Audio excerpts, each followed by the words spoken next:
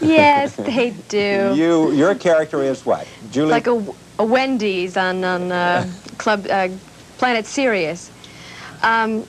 My character is a character that leads the resistance against these creatures, against these people. And the exterior, they look just like we do. And underneath, there's a gelatinous substance, and underneath that is a reptilian skin. So they are reptiles. And your character? My character fights the resistance. My character was fashioned after a woman named Marie-Madeleine Fourcade that actually led the French resistance during the Second World War. Did she survive? Well, yes, she sure did. She's still living, as far as I know, right now in Paris. What does the V stand for?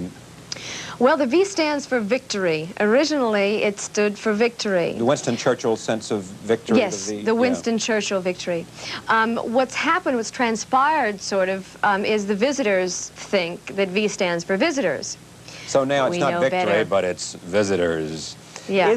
Does this somehow represent, because of the rating success of the miniseries, and now they're making it into a regular series, a comeback for science fiction?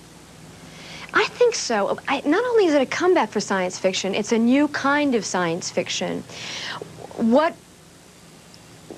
The science fiction that was portrayed in the past on television and so forth was something that was beyond what our technology could even fathom. Sure. And what we're doing now is combining what we know does exist or is possible with the reality of the human aspect, how human beings would respond to this actually happening. What did you mean when you said, as I noted in the introduction, that somehow when you think about it, you consider it more feasible than you might have before, and perhaps more feasible than other people do? Well, actually, I didn't really give it much thought. When I was growing up, I always had an idea that there was, that I'm sure that there were other solar systems with technologies far advanced than ours, or technologies that were able to bring them into our solar system. And I just sort of took it for granted, but never really thought about it. And after doing the show, I inevitably thought a lot about it, and now it's very feasible, very probable. Carl Sagan says, and other astronomers and people who have looked at extraterrestrial life have said that it's a kind of arrogance for us as a human species to assume that we're the only people in the whole universe that could possibly have the intelligence to have created a life. Absolutely. We've been on this planet less than 2,000 years, and our solar system, as we know it, is relatively small. So when you think that if we were on this planet 2,000 more years, how big the solar system would become and how we would travel. We've already gone to the moon and several other places. Why are you an actress? Why am I an actress? Ha! It's something. I was in the 4th grade. I did a production called The Sound of Music, and ad-libbed a song that no one had ever heard before, including myself.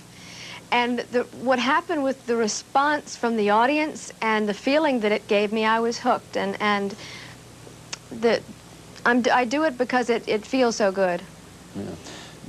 Does the success you're having do anything to you? I mean, has it changed you? Are you different than you were years ago, before, a very few short years ago, before you got this attention? I think the success that V has given me is made me grow up, made me accept the responsibility of being in, not just being in the public eye, but when people approach you on the street or when they approach me in airports, I see that they want to see who I really am, who I am, and it's almost a responsibility for me to give them that instead of like hide, and that's a very big responsibility. Well, the next time somebody comes into the airport, I'll suggest they can talk to you not only about V, but about transcendental meditation, and also about trap shooting, something that you like a lot. We thank you for joining Night Watch. It's nice to have you, and much success with the series. Thank you very much, Charlie. We'll continue. Stay with us.